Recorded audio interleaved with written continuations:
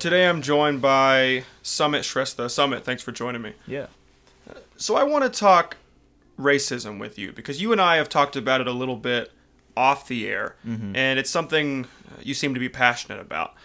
So let's start personal. As a Nepali American, have you ever felt like you were treated disparagingly versus, let's say, your white counterpart in your life? I don't think recently, no. I mean, I've lived in Boulder pretty much my whole life, and it's a pretty accepting community here, at least when it comes to race and stuff. Maybe in elementary school, first, second grade, I was the only Asian at my school, so it was kind of weird then. But, I mean, middle school, Asians were kind of 50-50, if not the majority, and then high school, same thing. At least with the classes I was taking.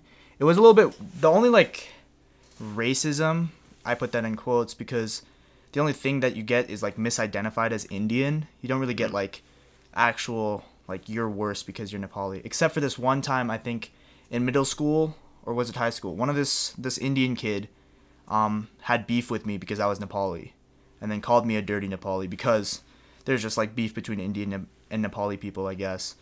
But that's the only thing I can think of. It's not even from white people. It's from other Asians. And that brings up an interesting point.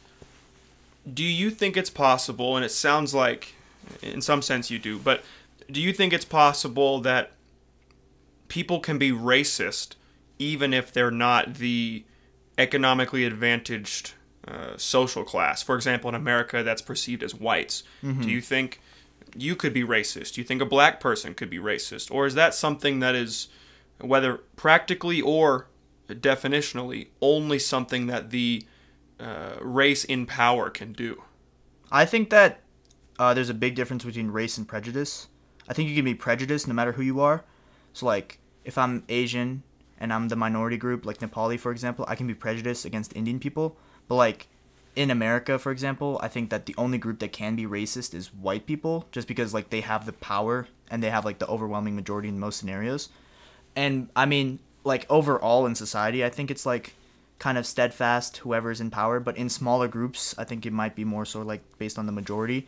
If I'm a white kid going to a predominantly black school, there's chances that I experience small racism in that little microcosm of the environment. But as an overarching thing, I think it's just predominantly the one in power more so than anything. So you wouldn't call racism the act of being prejudiced towards another race. You would call it, if I'm hearing you right, the act of being prejudiced towards another race while being in a position of power. Yeah, I think so. Okay. I think there's some systemic element to racism, at least in America. So if there is no power difference, can you be racist?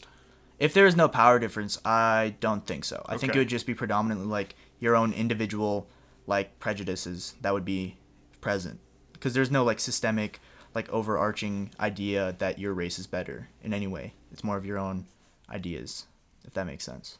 So let's go large scale then. Okay. And feel free to take your time on this because I really want to pick your brain. In what ways do you find, even if it's not personally, but from your studies or from anecdote or otherwise, that, let's say, systemic racism is a problem today? In what facets of our, let's just say, American society does this prop up? And we can even take them one at a time if you have a lot of examples. But where do you see this propping up that you would say is actually counter to the argument that, no, we're all equal, look at the laws? And you might say, well, no, it doesn't matter what the laws say if they're not implemented equitably or something like that. Yeah, I mean, I think we can start with economically speaking. I think I've seen a lot of different graphs for just various research projects that I've been doing that, on average, black families, Hispanic families do earn less than white families. That's predominantly because they're taking professions that aren't as high paying, but that's not their fault. And this gets into my bigger point of education and opportunity. I think that if you look at it, a lot of black people especially in poorer areas, are not afforded that opportunity. And I don't think it's necessarily race in particular, but I just think that because of the racial background, they're more likely to be poor. So it's mainly an economic inequality that's coming on here, like the education and the opportunity. You don't get that if you're more poor than if you're rich.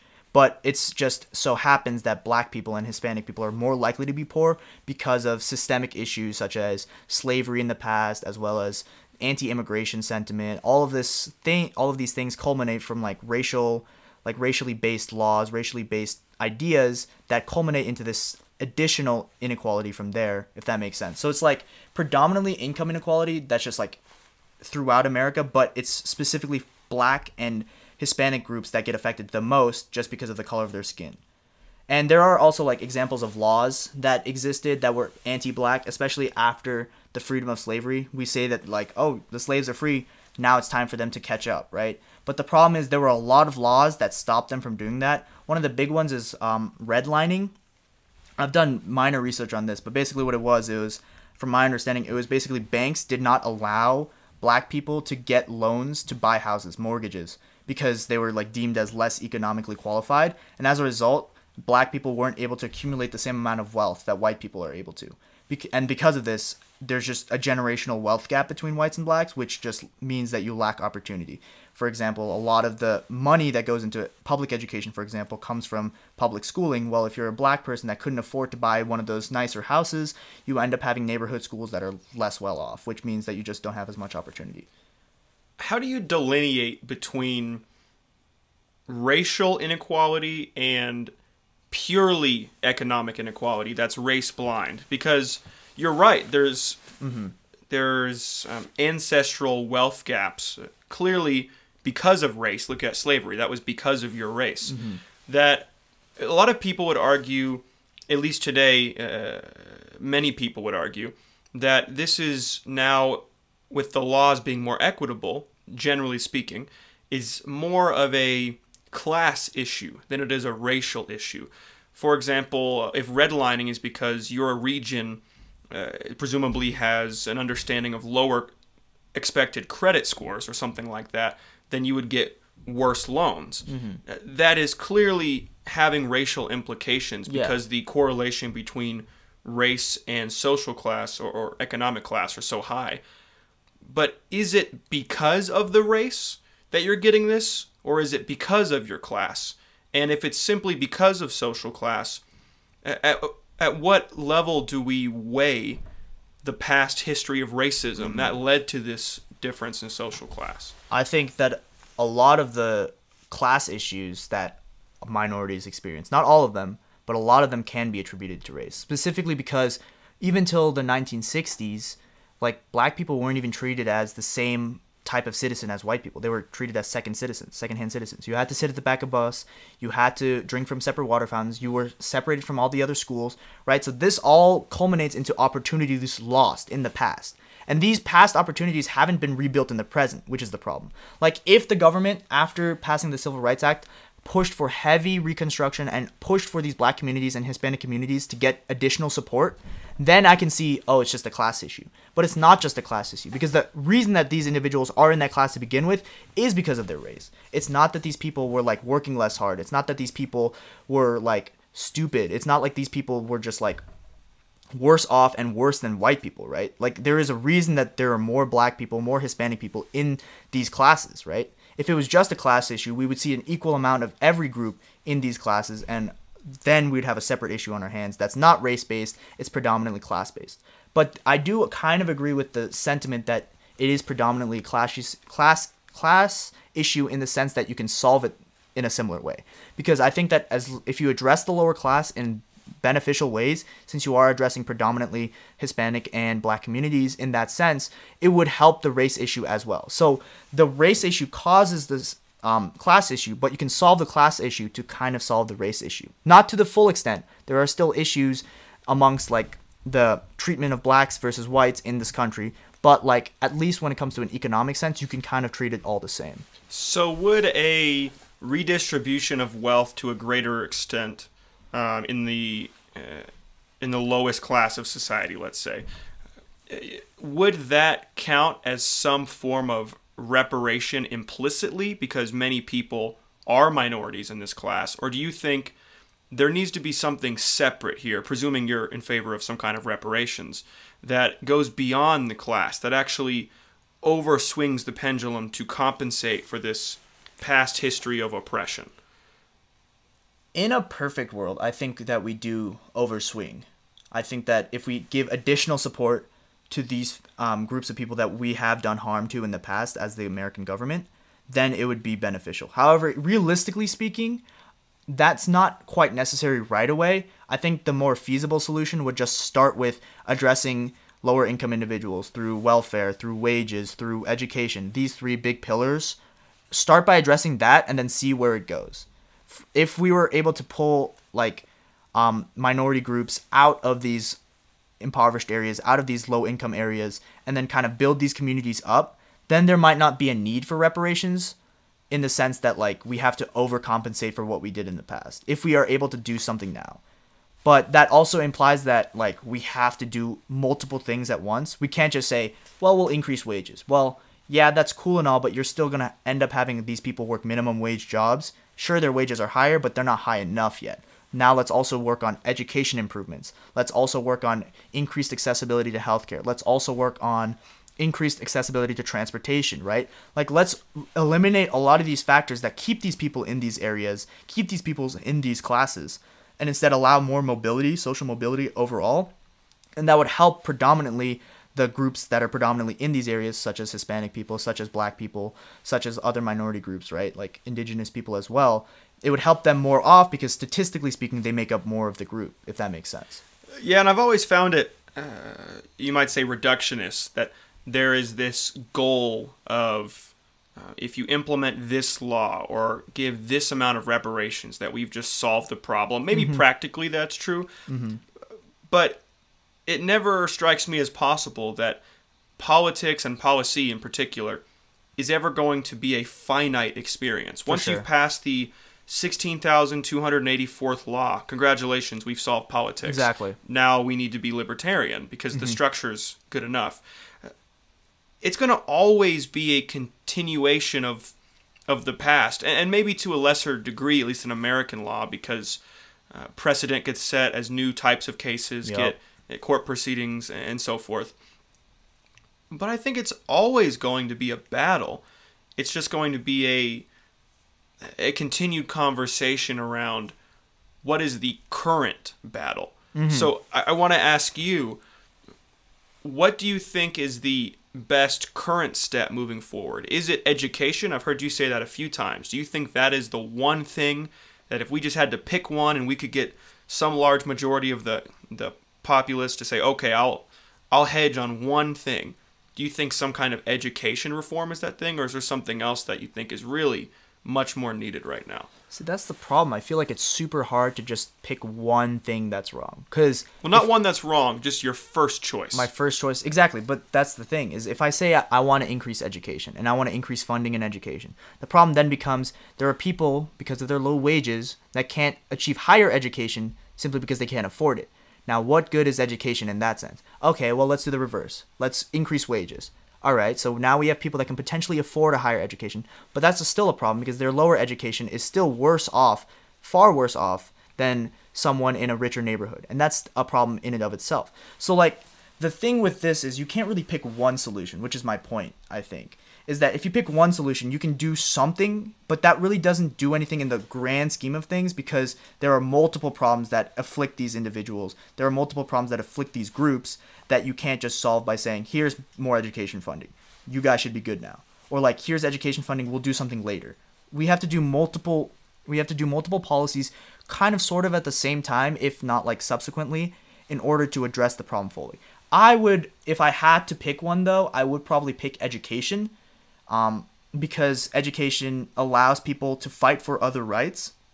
So not only would you be, say, increasing their occupation capabilities in the long term, but you would also be able to educate people on what they could be receiving and what they should be receiving. More people that are educated means more people that can fight for what they want, vote more often. You see that educated populations tend to understand what they want. Depending on what capabilities they have to vote is a different story, but I think that increasing education would help that a lot. And education's a really vague term. Yeah, Admittedly, for sure. you can go anywhere from the quantifiable, like literacy rates, to the other end of the spectrum of how critically thoughtful are you. And that's Yeah. really hard to measure. But I'm inclined to agree with you that education is not simply a change of outcome. It's not a what. It's also a how. It's a improvement of one's ability to change their process. Exactly. Their ability to, let's say, fight for different things, to vote in a more knowledgeable way, to achieve higher paying jobs, not simply because they're putting in equal work, but now they have the equal education at the core that allows them to be more capable of understanding college level mathematics Yeah, or for something sure. like that. So I can see education being at the core, but I still wonder, then how do you do that?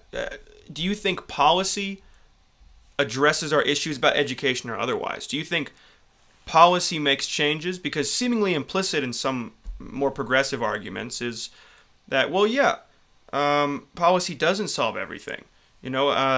Just because our laws are now race blind in some sense, we still have racial issues. So to what degree does policy actually fix the problems? And if it doesn't fix everything, how do you fix it?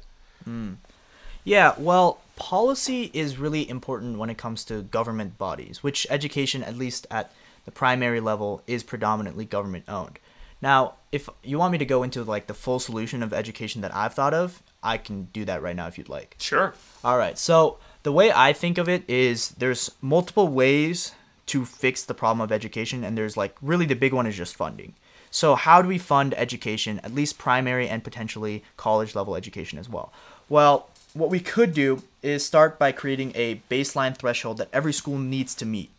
This is federally imposed. Every school needs to meet X amount of funding. I haven't done exact research on how much money this would be, but every school needs to reach this amount of money.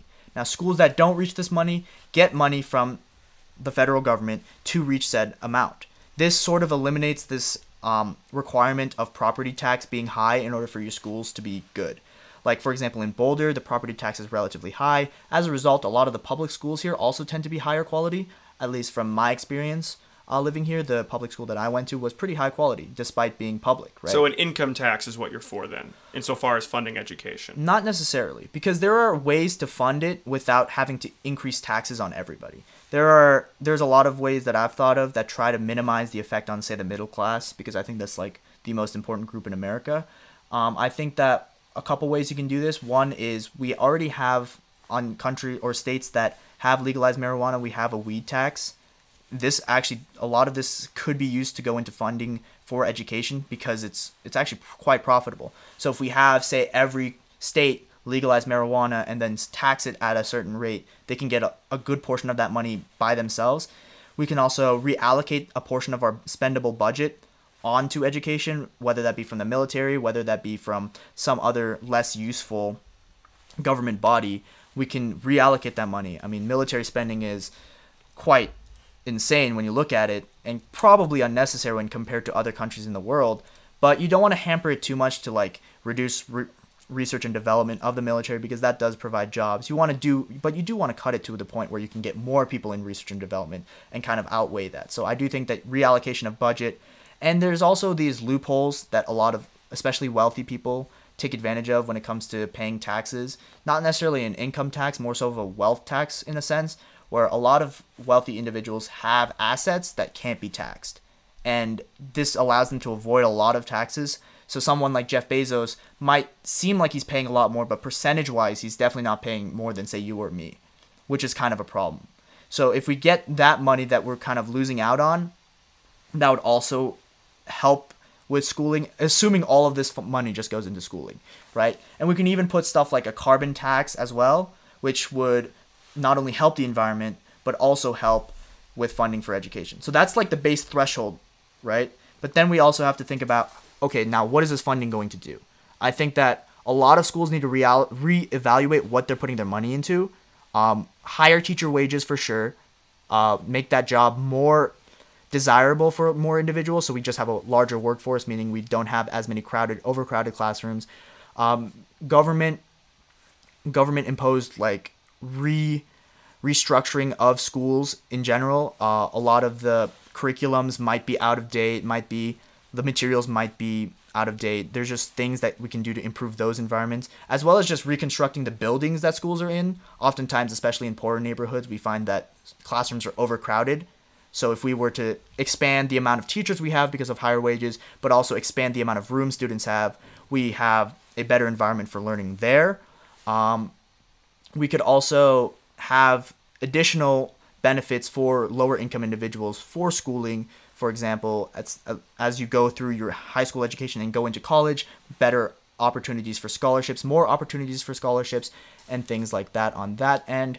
And now this goes into college. I think the biggest way to address college is not to have free college necessarily, but to have at least a couple completely publicly funded colleges that are much cheaper than their private alternatives, so that we can create, if not anything, at least a more competitive market where if I am a poor individual that can't afford to go to, say, like CU, but I can't afford to go to Front Range or something, that actually creates some sort of competition in that sense, where it's like these prices are so much better and the education is comparable to the point where I'll just go to Front Range and get the same education. So now CU is like, well, now we're losing out on students. We have to lower our prices a bit. So if you can do that, that's probably one of the best ways to do college, along with the scholarship thing that I just told you about earlier. So what happens if once all of these school districts are equitably funded from the government or otherwise, what happens if and when the disparities in, let's say, test scores remain?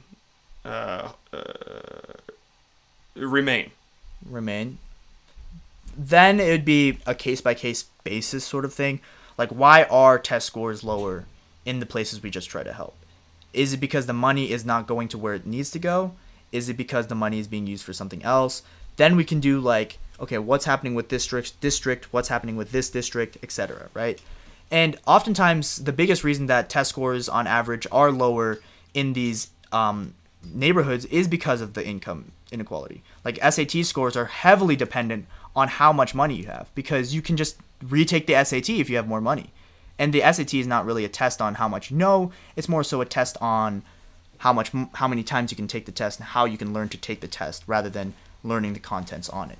So you're already given an advantage if you're wealthy on a lot of these standardized tests. But then take into account that a lot of these lower income individuals have families where they're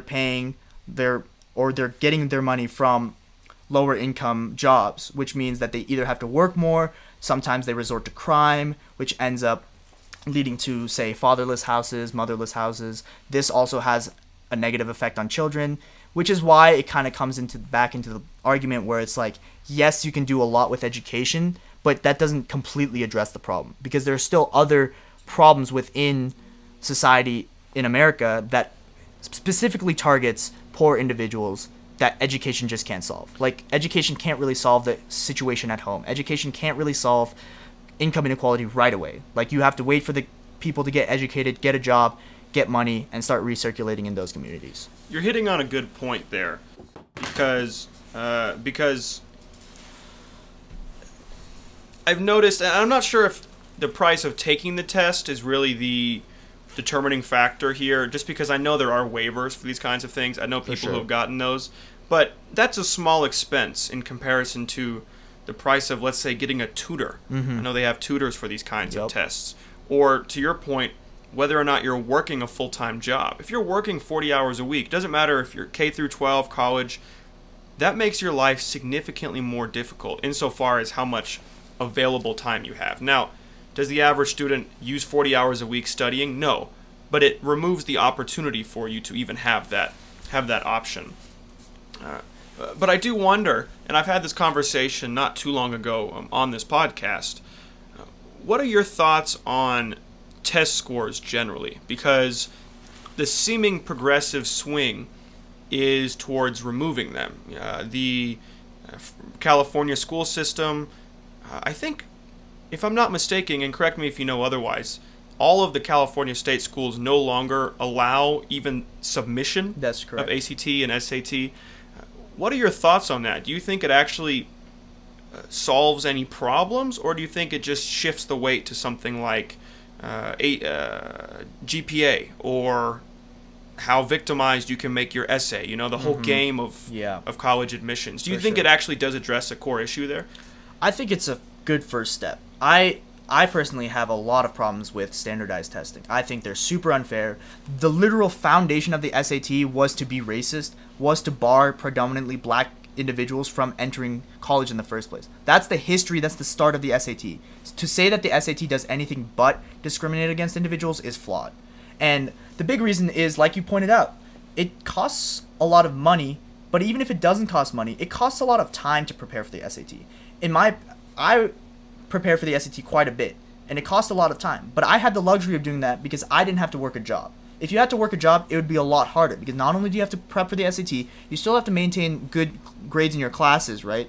And if you end up having an extracurricular activity, that sinks up a lot of time. So now you have work, classes, and extracurriculars, and now you also have to study for the SAT on top of that. But the SAT doesn't even test you on things you like that are useful for college. It simply tests you on how well you can take the SAT. That has been the advice of so many SAT tutors. If you go to an SAT tutor, they will teach you how to take the SAT. They won't teach you about the specific subjects on the SAT. And this is because the SAT is designed to basically test how many times you can take the SAT, or how quickly you can master taking the SAT. And that really isn't based off of like individual merit. That's simply based off of how well you can game the system, which I think is super flawed. Now, your point about shifting it to GPA or to essays. Now, essays, I do agree, kind of have that sort of victimization flaw, and I don't know exactly how I would address that at the moment. My best way would be to reduce weight on that, but then GPAs might also have this additional flaw of like having disparities, which then we just have to solve the disparities to begin with in order to have a truly fair college admission system. But I do say that GPA is more fair than the SAT or essays, predominantly because the GPA takes into account the environment that you're in more than likely. If your college is looking at the GPA, it can look at comparisons to other students in your school instead of GPA as a whole. So say my GPA at like a poorer neighborhood school is like a 3.0, but I'm trying to apply to Harvard, which is like 3.8 average or 4.0 average, right? Like, if they look at that, but they're like, oh, but compared to other students, he's doing far better, then you're more likely to go in. But when you submit your SAT score, you're competing with pretty much every other student in the nation, and it's really hard to determine where you're from because they don't look at that stuff when they look at your SAT score. They're like, okay, this is a raw value of how much material the student knows. That's basically what the SAT is supposed to do, right? But it doesn't really take into account a lot of the different factors, whereas GPA does in multiple ways, because not only does it take into account your environment more so than an SAT would, but it also takes into account your classes. Say your high school does weighted classes, for example, so and as a result you have a worse GPA. Well, the weight kind of takes a balance there. So when colleges look at the GPA, they also have to look at the classes you took, because if you have a 4.0 GPA but you're only taking like level 1 classes, it doesn't really mean much, right? The classes will be like, hey, this guy is taking Calc 1, or hey, this guy is taking Chem 2, right? And those have a higher weight in colleges' eyes than something like an SAT, or should, in my opinion, because they better encompass the merits of a student than an SAT score. Do they actually completely encompass the merits of a student? No. I do think that there needs to be more in place that analyzes what a student goes through. I think the essays have a good opportunity of being like that if they're less focused on victimization and more focused on how you succeed. I think that it could be an easy shift in that sense, where you just shift the prompts and focus more on overcoming challenges, not overcoming challenges, but how do you seize the moment? How do you make good use of opportunity, rather than why are you better off because you're worse off? Well, let me push back on the SAT, ACT point a little bit, because I can say from my, I don't know what they call these, interviews for college where you have a one-on-one interview and then that interviewer, submits feedback to the school. It actually came up in at least one, if not a couple of them, that I was mildly advantaged sending my ACT score from Oklahoma, because the average score is about a point lower than the national average, and just not having as many applicants from that area, they actually said they did weigh that, which I didn't realize until that conversation. Yeah. But then, to your point about GPA, it is more reflective of something like your classes and things like that. It has more leeway than an SAT might. But I do wonder, is the issue with testing actually an issue with the SAT or ACT because of some historical predisposition it's had? Or is it an issue with test taking? Is it an issue with something inherent to the fact that anytime there's a test, which I don't know a replacement for testing because it allows you to assign scores to those who are achieving more or less, that anytime you have a test of knowledge, let's say, you're going to have some kind of disparity, and some percentage of that disparity is going to be based on a at-home problem, right? Do you have time to study? Do you work? Do you care about studying? So I wonder, is there another option? Because if you say GPA is better, and maybe it is, GPA is based on how well you took tests in high school. Do you see what I'm saying? Yeah, but the thing with GPA is it culminates into multiple different tests. It's not just one test. And if you mess up this one SAT, well, you're stuck with this score unless you can afford another test. Whereas with a high school GPA, for example, most classes that I've taken in high school, I don't know if this is true throughout the nation, but anecdotally, I've had more than enough opportunities to rebound grades if I mess up on a test. So in my math classes, I would average 6-7 tests and a final. So if I mess up on one or two of these, I can still rebound that with the other 5 plus a final. So it's less stressful in the sense that, of course, each of these tests matter, but they don't matter to the magnitude that a single SAT does, at least if we remove the SAT. Now, that's not even including the fact that most high school grades aren't strictly based off tests. Even in my math classes, there was a large portion that was based off of homework, which is merely the amount of work you do for the class, which, of course, then it's still the argument, well, you have to work and you also have to do schoolwork, but this is different because the schoolwork is actually helping you progress mentally as well as helping you progress educationally, which means that it benefits you in the long term, whereas studying for the SAT, I don't know for you if it had any benefits, but for me, it sure didn't do anything for me when it comes to my academic life, when it comes to my problem solving. None of that. It didn't help me at all. Whereas studying for a math test or something would not only help you study for math, but it also helps you for future math tests because now you know more, right? So that sort of time opportunity weighing is different because the schoolwork, in my opinion, is weighed more and more important than SAT studying. So that, just to dismiss any arguments that might come up from there. Well, I wonder if the design of the ACT or SAT was better, that it could be useful if it was in fact designed in a way, and I don't know what this would look like, that better encapsulated your totality of education, the time you spent just studying classes. Because, for example, for me, I spent very little time studying for the ACT and SAT. I spent majority of my time doing classwork, as you said. And it's fair to say I took the ACT more than once, so I had the advantage of seeing the test once. And I don't know how easy it is to get one of those test waivers. From my understanding, it's fairly easy, but I can't attest to that. But in theory, do you think it's possible that if the test, whatever this would look like, was better at asking about the aggregate of the average high school education, if it was more representative of questions that you're going to be learning about in school and therefore reflective grade-wise of those who do better in school, that it would actually just be a supplemental test and wouldn't denigrate any group of people?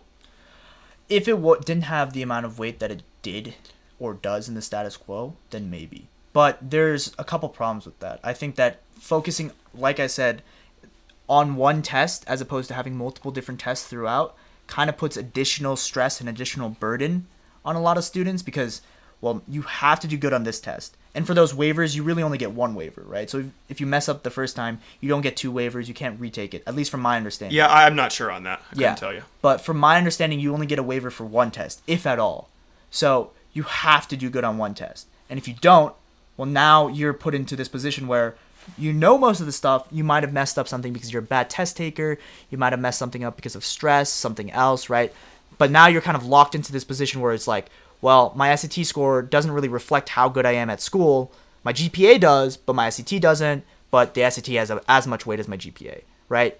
And I think that the part of the problem is, like you said, testing in and of itself might not be completely reflective of that. If I were to redesign the SAT, I would do completely, like, kind of similar to what you're saying, in like a way that would be more representative of everyone equally, would be to test problem solving instead of problems like English, math, etc. It wouldn't be a test on that. It'd be more of a problem solving test where it would try to sort of test how you could solve certain issues, whether that be emotional issues, economic issues, political issues, math issues. Of course, those who are more educated are going to get an advantage in that too. So I don't even know the best way to fix the SAT, because I think the system in and of itself is so flawed that it might not be worth fixing.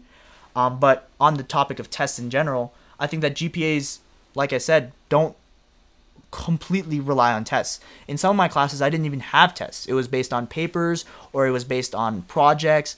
It was not necessarily 100% tests. And I think tests are predominantly in math and science classes, maybe in the history class every once in a while. But for a language class, for example, I didn't really have many tests. I predominantly wrote essays. And that was pretty good, because if I'm a good writer, I can have that reflected in my GPA. Whereas if I'm a good writer in the SAT, yeah, I do well on the writing portion. Well, I still have this math portion weighing me down, right? But they can't even look at, like, what part of the math I got wrong. They just see the score. And they're like, well, that score, he must have done something wrong. But maybe I struggle with algebra, but I'm really good with geometry. You see, there's a lot of different things that the SAT doesn't capture that it could, whereas the GPA does capture to a certain degree. Of course, it's not perfect, but to a certain degree, it does capture, right? And I agree, problem solving, critical thinking, whatever you call it, definitely needs to be more emphasized across the board. For sure. And if that's done through the SAT someday, that becomes the problem solving detector, fine. But it can be done. I've looked at some LSAT practice questions, just out of curiosity, trying to decide whether or not I wanted to go to law school. And that's what those questions are. It's just critical thinking. It's understanding the law in a way, in this case, to see where the loopholes are, as you often hear. Who's in the right? How do you solve this issue? So that kind of questioning can be done. And to hit on that point, it would be invaluable to educate people more on that topic. But given that we're not in that world yet, I want to pivot slightly to the world we are currently living in, a world that has outcomes based on seemingly not perfectly equitable education. And that is the world of you could just call it the world of the wealth gap, if you'd like. The shrinking, very small middle class. I saw yesterday that the top 1% of America now owns the same amount of wealth, not just as the bottom 50%, but as the entire middle class. Really? Which is really interesting. Wow. Nonetheless, this is our world. So on that, in this domain, do you think there are any issues with this topic I talked about in my last podcast, actually? Are there any issues with monopolistic or oligopolistic institutions in society? Do you think they are propelling problems with wage issues and seemingly not allowing for otherwise legal unions and things like that? Do you have any issues with these mega corporations? I have a lot of issues with them. I mean, the big one is, like you said, they hold too much power over individuals. We give these monopolies, which end up being kind of owned by a couple people, right? At most, maybe a company or two, but that gives them so much power to dictate everything. And that's kind of like, the capitalist in me would be like, well, that's still a problem, because that's not really a free market. And I think that I'm not a staunch capitalist. I'm not like a super capitalist, but I will say, like, at least in private as well as a lot of these like consumer goods, that capitalism is fine. But the problem is that it's not really a competition when there's just one person. When one person just buys the competition for themselves, tweaks it in a way that is favorable to them, then it's not really competition. You're not really, as the consumer, you're not getting the best from the invisible hand, because the invisible hand is being held by puppet strings by the monopolies, right? And then these monopolies not only control the consumer aspect of what you can buy and what you cannot, but they also control how much they are paying their people. Like if there's only one company that you can get hired for example, like you make cars, and there's only one company or two companies that you can get hired for, well, that's kind of a problem because that company determines the wages, and a lot of these monopolies know that they can just get away with paying their workers less, right? And there's not going to be much pushback from a company that's going to hire for exorbitantly more wages, because a lot of these monopolies almost always work kind of together in that sense, where they're like, well, we have this much power over the market, here's how we're going to control the wages of this aspect, and then another monopoly in another marketplace will be like, okay, well, this is what they're doing, we can do the same thing and get away with it, right? There's no accountability in that sense, and the only accountability that can come from anything is not buying the product. But how can you do that when a lot of these products are like pharmaceuticals, for example? Like if I need insulin, am I going to just not buy insulin? No, because I'm going to die. So you come into a position where a lot of these, especially problematic monopolies, predominantly in the pharmaceutical industry, a lot of these monopolies have so much power over the lives of individuals, and as a result, you can't hold them accountable, at least from the individual standpoint. Like you can boycott things like, for example, the the Oreo boycott? I don't remember. The Nabisco, I think, is the parent company. There was a big boycott because a lot of the people weren't getting paid fair wages. Nabisco has a huge monopoly on like food goods. Them and Nestle, I think, have pretty big monopolies on food goods overall. But because of the boycotts, so many people were harming the profits to an extent that it was possible to get wage change. That's not always the case. And I think that's where like government intervention might be involved, especially in pharmaceuticals. Like I can't boycott insulin, but the government can say, hey, this is the max price of insulin. If you make it any more expensive, that's problematic. We can't have that, right? So I think there is like this sort of mix between as an individual and as like as the commoner, or the whatever you want to call us. We can fight against monopolies to an extent, but I think that to have impactful change, it would be from the government. Well, let's just take one piece of that. Okay. Really expensive insulin, or people say, "Oh, my EpiPen it's sold at 30 times cost," something exorbitant like that. What do you think of the argument to the contrary that, particularly in pharmaceuticals, you'll see this in vaccines, and this has a lot of controversy and even some conspiracy around COVID vaccines and so forth, that you need to have patent protections to this product because you deserve the right to recoup your R&D costs. What do you make of that argument? Well, the biggest thing with that is the amount of money they're charging for these like R&D costs is far exceed the R&D costs, at least from the research that I've done. Moreover, I would say that especially with insulin and things that have been on the market for a while, jacking up their prices after like a year, 2 years, 10 years doesn't make any sense. The way the pharmaceutical industry works is you create a new molecule or create a new compound that solves an issue, and you get patent protection for that. The thing is, though, a lot of pharmaceuticals change the compound, but it does the same thing as a compound before, but they get patent protection over it. So they don't do any R&D costs, but they change the compound just enough to get patent protection, stopping generics from entering the market, stopping any sort of competition. And as a result, their prices, they can do whatever they want with the prices. Not only that, but there's also this Bush law, I think he passed in 2007, 2006, where he gave basically monopoly rights to a pharmaceutical company that creates a new compound for like 13 years or 13 months or something. I don't know the exact specifics, but I know that it exists. I don't know if it's been repealed, but it does exist. And that's kind of problematic in the sense that, well, yeah, you might, even if it's like a new life-saving medicine, it doesn't matter if no one can afford it, right? If only the wealthy can afford this life-saving medicine that, like, say, cures cancer, then what's really the point? At some point, it's either government has to subsidize it so that the general populace can afford it, or there's some shady stuff happening where they're jacking up the prices because they know people need to buy it. And that's really what's happening more so than, oh, we have to recoup our R&D costs. Like, oh my God, because when you have a drug, especially a new drug that saves lives, you're going to recoup those R&D costs because people are going to need that drug, right? Like insulin, for example, a lot of people need insulin. So it's not like you need to jack up the prices. Right, and patent is part of that. 'Cause I think a utility patent is something like 21 years, a long time. A design patent is maybe 14. I'm not an expert on this, but you bring up a really interesting point that has now more to do with Adam Smith's invisible hand, this supply and demand.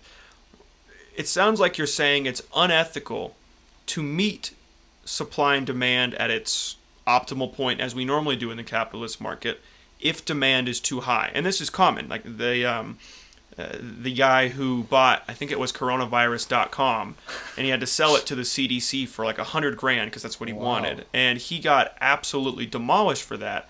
One crowd would say, well, this is now a resource. People need to know, where am I going to find coronavirus information? They're going to know coronavirus.com. The CDC gives them the best information, presumably. And on the other crowd says, well, that's just really smart forethought. So what are your thinking? What are your thinkings on that, or even more in a more narrow lens, something like increasing the price of toilet paper? Mm-hmm. If we increased it to the point where supply and demand were optimally priced, it would be some astronomical price for toilet paper. But under a capitalist system, it is wholly how the system is supposed to work. What problems do you see with that, if any? The biggest one is accessibility for goods that you need, like food, water, and pharmaceuticals. Any of those that you need to survive, they're going to obviously have a high demand for them, especially for pharmaceuticals, more common diseases. Food, healthy food, has a higher demand. But as a result, if you try to match that demand with the price, you kind of get into some issues there, in the sense that you're kind of removing accessibility to groups of people, to their survivability, right? Which, like, aside from the obvious societal implications of that, the bigger thing is, like, ethically that's just wrong. Especially even under the American government, we say life, liberty, and pursuit of happiness, right? You're allowed to do that. Well, if you don't have access to food, for example, well, you can't live your life, right? Like, you have to do something in order to get that food. And oftentimes, if it's not working your minimum wage job, it's crime. And then, well, now your liberty is also messed up because now you're in prison, right? So that sort of dynamic just doesn't make sense, right? I agree with certain things. Commodities, for example, they can be priced at whatever, right? Like, you can make a TV $2 billion, right? But certain commodities that aren't commodities but necessities, I would say, shouldn't be priced in that same system, mainly because it kind of dehumanizes us in a sense. Like, the fact that these natural resources at one point were accessible to all, like, not to get too philosophical, but were accessible to all at one point, but now are only accessible to those that can afford it, doesn't seem fair, right? And of course there is the other side where it's like, well, you also have to repay the farmers that paid for your crop. You also do have to pay these expenses that created those necessities in the first place. And you can do that in a myriad of different ways. You can have fair prices, for one, right? You could also have pricing for some groups of people that can afford it, and then maybe make it, for example, food stamps, makes it so that people who can't normally afford food, they can now buy food with those. There's other ways to address that, like the supply end and the supplier's end, where you can pay off those expenses without messing up the demand side, without messing up the prices for the consumer too much. Well, to that point, what do you think about the argument that implicit in accepting a quote-unquote society, right? You don't have the means or oftentimes knowledge of going to hunt your own food, but rather we have it farmed and brought to the store, and we use money as the medium of exchange. In that world, what do you think about the argument that, okay, we have signed this social contract, that this is the world we live in, and we accept with it certain things like taxation or having to pay for our goods and services, right? What do you make of that if the goods and services simply need more demand? You might say, well, it's a necessity, right? It's a human good, and if you want to quote, James Madison or whoever else, it sounds really nice. But in practice today, have we not simply accepted the reality that sometimes this invisible hand is going to do things we're not comfortable with? But that's part of the society we signed up for. In the similar vein to how we might get taxed, and no one wants to lose money, but that allows us to have someone pick up the phone when we call 911. Yeah, I get that. Well, I think the problem with that is we accept the invisible hand, but we shouldn't accept people controlling the invisible hand for their gain.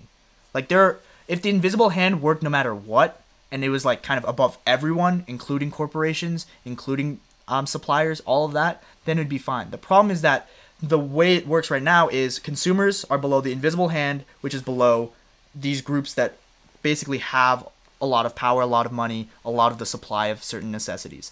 Like, for example, in pharma, like very few people have the patent to insulin, and as a result, the few up there raise the price a lot. The invisible hand, I mean, basically makes it so that these are the only products here because they control the market, right? So now the consumer, under the invisible hand, has to buy the insulin product that's overpriced for no reason. Same thing can be applied to food to a certain degree. Of course, food is more accessible than pharmaceuticals, but the problem is it is, like healthy food, for example, is more expensive than it should be, and especially compared to unhealthy food, which is why we see obesity rates higher in lower income areas, which is why we see diabetes rates higher in lower income areas. It's the same thing where it's like it is being exploited. The demand is being exploited to a point where it's unnecessary. Like it comes to a certain point where it's like that is a fair price because this is the amount of work that went into it. But you don't even need the price to compensate for the work, in the sense that there are other ways to compensate for the work, whether that be from the government or food stamps, for example. There are other ways that can sort of counteract that, where the people that are working to provide the food are getting compensated, and the people that need the food don't necessarily struggle to get it. And I think that's the biggest thing about industrial society as a whole, is when we went into industrial society, that was the expectation. We'd have a larger supply, and as a result, we can meet growing demands. But what we end up doing is we have a larger supply, and we restrict it to a certain group of people to make sure that because the demand is going to stay constant throughout, everyone's going to need it, we can make the most out of that demand. Instead of what, like, I think that we're kind of messing up the social contract under your argument, where the argument was that we'd enter society, but we'd also get stuff in return, right? If I were to enter society, I would, in return, get accessibility to more food, because I won't have to work for food necessarily, but someone will, and I will reimburse them to a certain degree. But if I can't, I will also have a general, like, capability to do so because of, say, a government, or say food stamps, something like that, something along those lines, where it's not necessarily just because I enter the social contract I agree to unfairness. I enter the social contract to reap benefits, and of course there's going to be some implications for me, but if I meet those implications, for example taxation, why should I not get benefits, right? Because especially with these lower income individuals, I think it's super unfair to say that they enter the social contract and as a result it's tough scene for you, right? If I'm someone who can't afford food, but I pay my taxes, that seems kind of one-sided. That seems sort of one-sided in the sense that I'm giving the government money and I'm obeying the government in that sense, and that's part of the social contract. So I'm going by my end, but they're not going by their end, where they're supposed to provide for me at least something. It doesn't have to be perfect, but at least something, right? It's clear you're very pro-consumer. Yeah. And in fact, America, under its legal code, also is. Its antitrust laws, from my understanding, are mostly oriented around being pro-consumer when they are actively enforced and so forth. But I wonder, on the other side, employment, not just in America, what are your thoughts about foreign supply chain, foreign employment, Amazon's use of labor under Chinese labor codes rather than ours, because these are the international trade agreements and so forth we've made, that Foxconn can produce certain products for Amazon, or a cobalt mine in the Democratic Republic of the Congo can employ child labor, 12-hour days. This is stuff we would never find acceptable in America, but it's part of the supply chain, and under the labor laws or lack thereof in the DRC, that's not problematic because of some foreign treaty we have. What problem do you see there with American companies, let's just keep it to that, using supply chains that under our legal code or even under our cultural morality, you might argue, wouldn't be acceptable?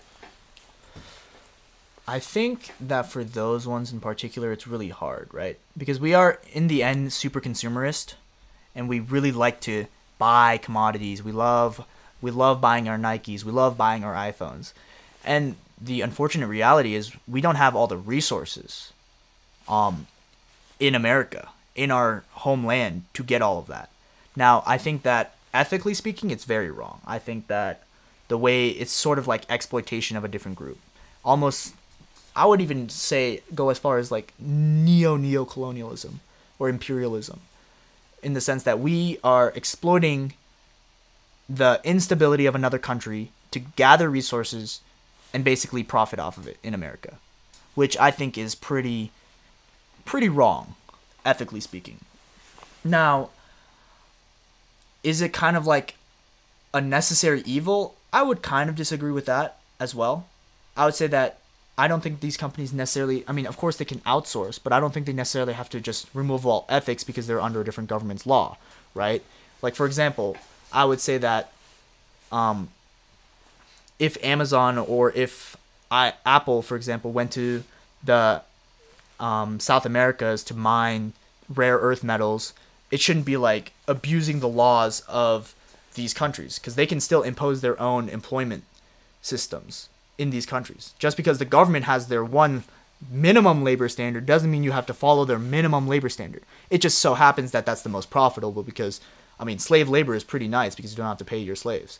Whereas, like, if I'm a company and I go out, but I just do, like, the same labor as I would do in America, well, the government can't shut me down because I'm just exceeding that bar. Most of the time. I don't know. But the free hand might shut you down. The free hand might shut me down, but the government can't, which I think is the big thing, is that a lot of these companies are sort of abusing this idea that you're able to do that, which I think then gets into the argument where it's like maybe the U.S. government might have to get involved in the free hand, because the U.S. government, I also think, is above the invisible hand of the market. I think that the monopolies and the U.S. government are both above that. So if the U.S. government can manipulate the invisible hand to a point where it's like we increase the tax on goods that are produced unfairly, or we make it so that it's harder to import, maybe not that one, because in the end you can't get like lithium in America as much as you can in South America, right? But it's still, the underlying problem is still that you're kind of taking resources from one place and then redistributing somewhere else unfairly, while also not reimbursing the workers that do that for you even more unfairly. So what if that country's, whatever country it is, their labor laws are just shit? We accept that. And you pay your supply chain employees slightly better than their shit labor laws. Let's say, proportionally, assuming the dollar carries over, which I know it doesn't, but presuming it does, you pay someone, let's say, $1 American per hour in this supply chain. But the labor law in that country is 75 cents. So all the people in this area where you build your warehouse want to work for you. You're now making these people more money. You're actually benefiting them in some way. You are providing them an opportunity that they wouldn't have had in that country. for sure. But it's still far below American labor laws and arguably American ethics, if you'd like to say. Is that problematic? Should a company have global reach? Because they're not elected to a country necessarily. They just happen to be founded somewhere. Do they have the right to do that? Do they have the ethical means to do that? Because you're actually helping those people in some sense. For sure, yeah. But we see it as actually that country having poor labor laws, and you are simply reinforcing that. What's your view here?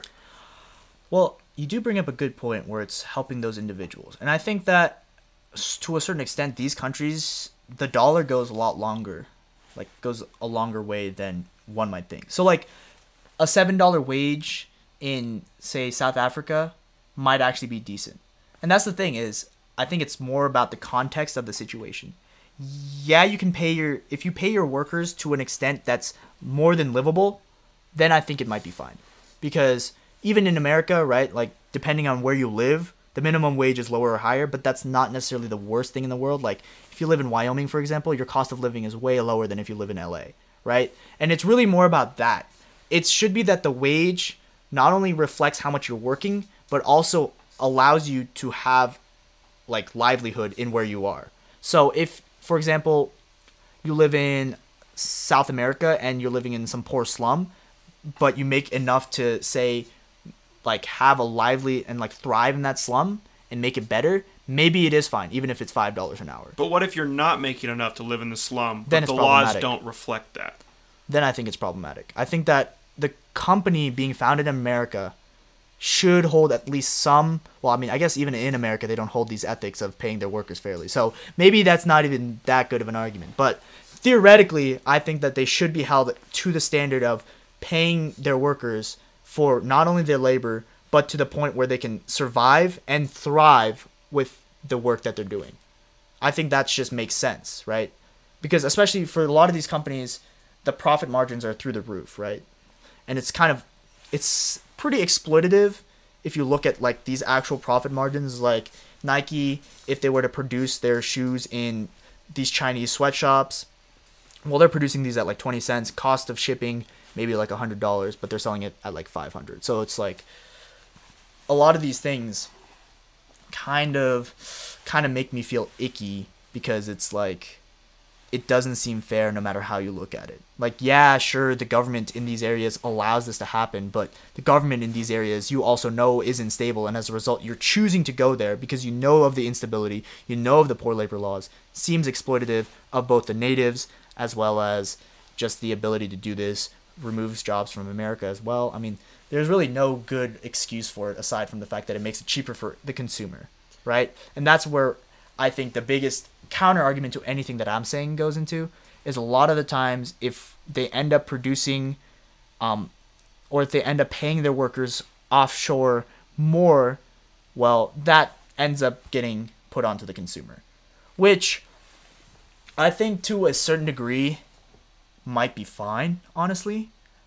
It's hard to say. That's a really difficult task to address, because everyone loves free stuff in America. And I think that's kind of like the crux of consumer society. But on the grounds of the morality behind it, I might be willing to pay more for something if it meant that it was more ethical. If the whole system was set up under what I would argue is fair, fair ways to change labor laws globally, then it's not that whether or not you want to spend more, it's just going to be more if people get paid more, right? So it really seems to me to be at least two obvious solutions to this, if you see it as a problem. It's A, having a democracy. If the country we're supplying from has a democracy, a real democracy, and people can vote, and in their vote they can make real change and increase labor laws and so forth, then that's one level of acceptance. If we accept that and then decide, okay, that's their minimum standard, they think that's moral and ethical, then fine, it's not problematic to pay them, what their country has decided. But then it comes to another issue of if it's not a democratic nation, if it's, let's say China, we use Chinese labor laws. Now, I'm not an expert on Eastern studies, so maybe I'm wrong here. Yeah. But is it true that their minimum wage is actually just an equivalent minimum wage to America, but their dollar goes farther?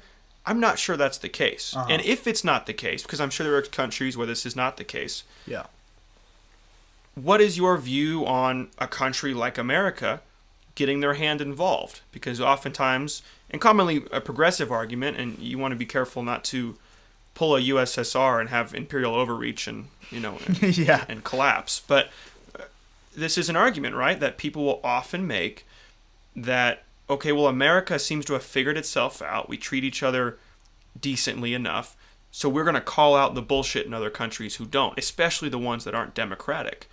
Do you think there is any moral reason, and you can go as far as to say a just war, as the Catholic Church might say, but even just more small scale, should there be some impetus on the quote-unquote Western civilized world, to use those mildly problematic terms, should there be some requirement here to help the rest of the world that, while increasingly democratic, some places are not democratic? What's our role here? Should we just bat our eyes and accept that we get cheaper prices? That's pretty nice. That's a tough one, I think, for me to answer, but I can probably give it a good shot.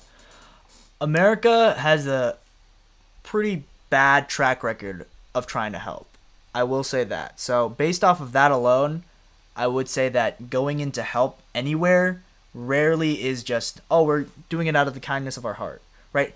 If we were doing it out of the kindness of our heart, it would be a different story. But most of the times, like, no matter where you look, Vietnam, South Korea, look at Iraq, right? Anywhere in the Middle East, to be honest. Look at Cuba, actually, you know what? Look at anywhere America's been involved. Most of the time, it's not because we're doing it out of the kindness of our heart. We're trying to further some advanced foreign policy agenda. And most of the time, this agenda just means more power for America. And most of the time, that's not beneficial for the groups that were, like, ended up implicating with it. So, in that sense, most of the time, like, based off of prerequisites and, like, past experience, no. I don't think that America should really be involved in many other countries' political affairs, at least the way we've been doing it for what seems like a better half of the century. I don't think we do it very effectively.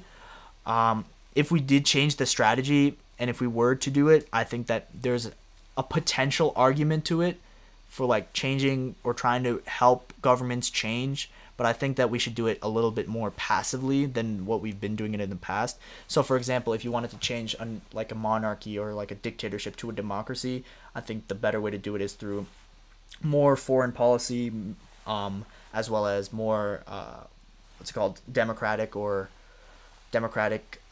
conversation, as opposed to straight up just either invading or just hardcore sanctions. That's usually the two options that we go with, right?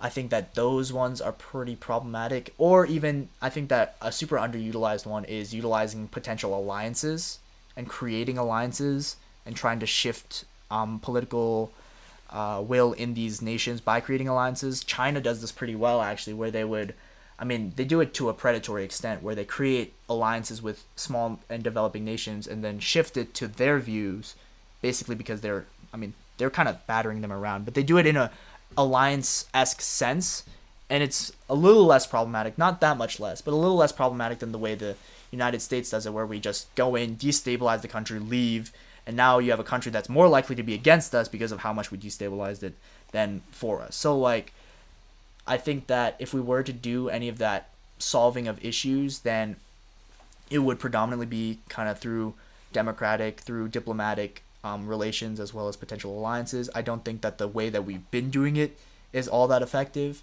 So if we were going to continue doing it the way we've been doing it, then definitely not. I don't think we should get involved at all. And it's fair to say diplomacy is not foreign to us in some sense. G20 is happening right now. Yeah. The UN exists, and we're a member nation.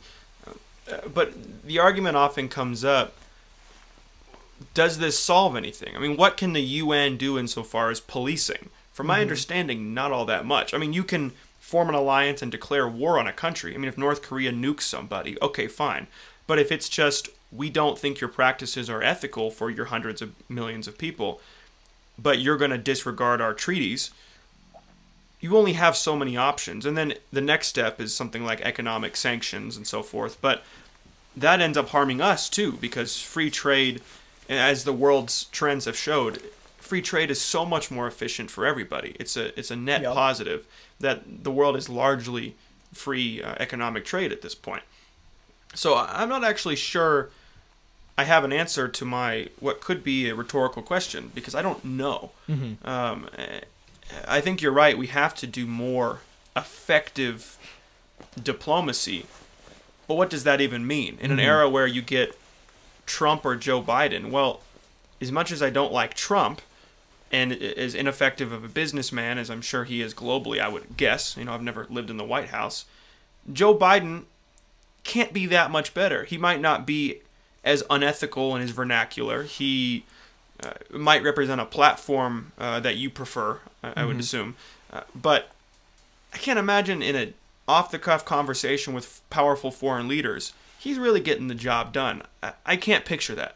You know what I mean? So, and this isn't to bash on him or Trump, really. I mean, we could certainly make time for that. But I can't imagine that solves the problems. But war has to be a last resort, right? Yeah. So I'm more or less saying nothing when I say that I don't actually know an answer. But it can't just be war. It's a really hard one. Foreign policy is a lot. This is why I specialize in domestic policy, because it's easier, in my opinion. But foreign policy is a lot more difficult. But I mean, we are a more interconnected globe than we've ever have been in the past with the information era upon us. And I do think that there are better ways to do, like you said, diplomacy than war itself. But even still, like, I think that a big implication that we don't talk about is the implication of alliances. We don't have as many alliances as I think we should. And of course, what was it? George Washington was like, alliances will intertwine you with their domestic affairs. Well, who cares? We're in the 21st century. Everyone's interconnected in some way, shape, or form. And I think that especially with a lot of these developing nations, the United States could be doing more, in the sense that we could be allying ourselves more.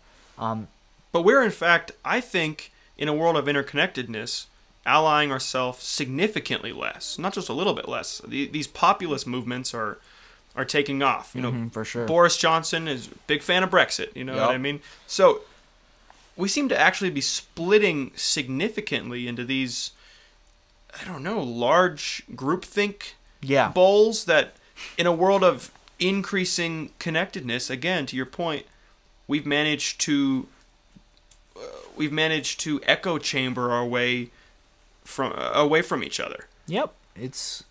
I mean, that's the thing, is a lot of people, I think, share this mindset, me kind of included, that we have a lot of problems at home. Let's fix those problems before we try to fix problems elsewhere. Which is true to an extent, but I do also think that problems elsewhere will end up coming back home. For example, coronavirus. That wasn't something that we had to deal with. Like, no one in the United States was eating bats or whatever. But in the end, it ended up harming us because it was a global issue. And I think that there's a lot of potential for these unstable regions to create global issues that we will end up having to deal with if we don't address them now. And of course, I think the focus should be domestic right now, with the problems that every country seems to have domestically. But I do think that we shouldn't just throw like alliances, we shouldn't throw foreign policy out the window because of that. Is there an easy solution to foreign policy? No. People literally go to school for 4+ years just to understand the bare minimum to do anything with foreign policy. But are there ways that we can do it that are better? Yeah, for sure, right? And I think that's what we should focus on first, is figuring out how we can do what we've tried to do in the past better. Like, what we're doing right now hasn't worked, and I can almost guarantee won't work in the future. So let's not do it anymore. Let's do something completely different, see how that works instead. Maybe let's try something less intrusive to the nation that we're like interacting with, so that we don't create a bigger problem in the future. For example, the war in the Middle East was pretty intrusive and created a really, really, really big problem by the end of it, right? Let's try something a little on the opposite end of the spectrum. Well, then let's talk domestic policy change. We do that in America through voting, presumably, although there's obviously bureaucracies and administrative agencies and so forth. But generally speaking, it's democratic. It's republic, at least. The proposed progressive platform today often hits on notes of unfair voter rights, unfair voting access, and so forth. Yep. Do you subscribe to these views of how there's inequity in voting? And if so, what are the inequities you see in America? Absolutely. I think that, I mean, the first one I'm going to say is education. I think that the less educated you are, the harder it is to vote. Because either you're going to vote more based on emotions or more based on things that wouldn't necessarily help you, or you're not going to vote at all. And I think that's a big part of it. I think another part of it is the fact that we really only have one day to cast a vote for however many Americans there are that can vote, which seems kind of absurd. And a big part of that one day you have to vote type of thing is, since everyone's going to vote, you might not have time to wait in line to vote. And since there are so few poll offices, and they're trying to decrease that, they're making it so that it's harder to vote because you have to spend more time. And they know that people who can spend time are the people that are the poorest. Like, these people, I mean, you can't really, if I'm poor, would I rather vote to see potential change, or would I just work another day to get money to get food on the table? You're right? saying they. When you say they know that, what are you saying? The government knows that? I'm saying the government that's losing power because they're losing the majority. I'm not going to... You're calling out the Republican Party. Is that what's happening? Yeah, I would say so. Okay. Yeah, the Republican Party, anyone that's under that platform, I think they know that they're losing power. They know that their position is less favorable. So, I mean, this is kind of more just my opinion rather than anything more objective based on statistics or anything. But a lot of people aren't viewing themselves as staunch Republicans anymore. A lot of people that are not like just hard right are now kind of mixed on what they should be voting for. I think that the Republican Party as a whole understands that poor people and people of color, immigrants that are allowed to vote, first-generation immigrants, I should say, which have citizenship in the United States, they will all be voting against the Republican Party most of the time, in most occasions, and they know that. And because in the end, it's all about maintaining power, the best way to maintain that power is to stop people that would be voting against you from voting. So you think it's purely cynical? I mean, this would obviously disregard certain edge cases like Hispanics voting conservative often because of Catholic origins and things like that. But you think it's more of a cynical approach to, let's say, something like increasing voter ID laws or something like that. That this isn't actually for security of elections, but rather it's almost a not even cognitive dissonance because it's aware, almost an Orwellian doublethink, just an acceptance that you're doing something that you purport to do for one reason, and you let the news convey that reason, Yep. but in reality you're doing it just to win an election. I think so entirely. Voter ID laws, all they do is reduce the amount of people that can vote. They don't really do anything about voter fraud, if at all. There aren't even that many cases of voter fraud to begin with.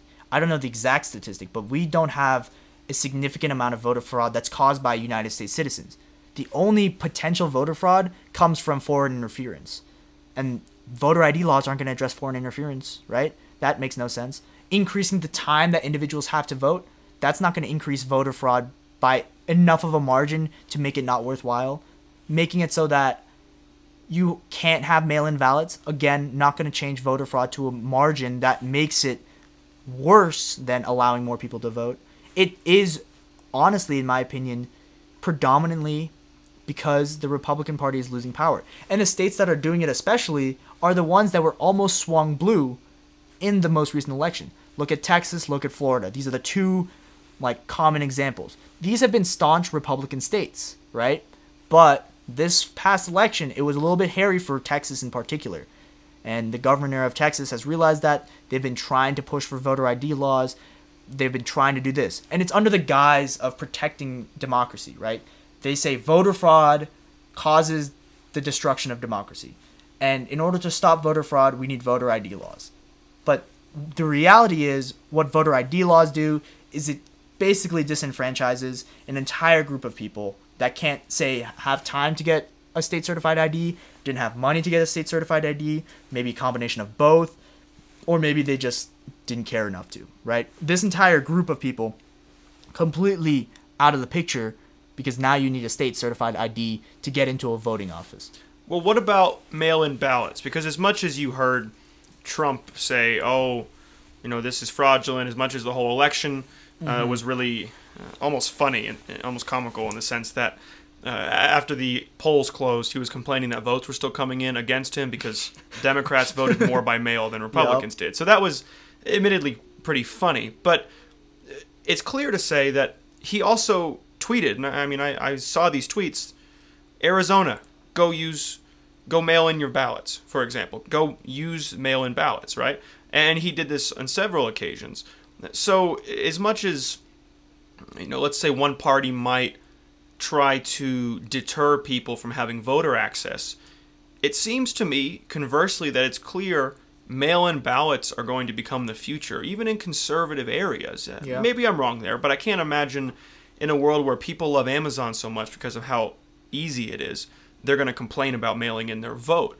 And if that's the case, and if, let's say, your average Republican leader knows this, do you think there actually could be good intention in what they're doing? Because if you have knowledge that this is a futile attempt to deter immigrant voters because they're going to have mail-in access in the next few years, then maybe there is some kind of sincerity in this platform. Maybe it's not wholly cynical.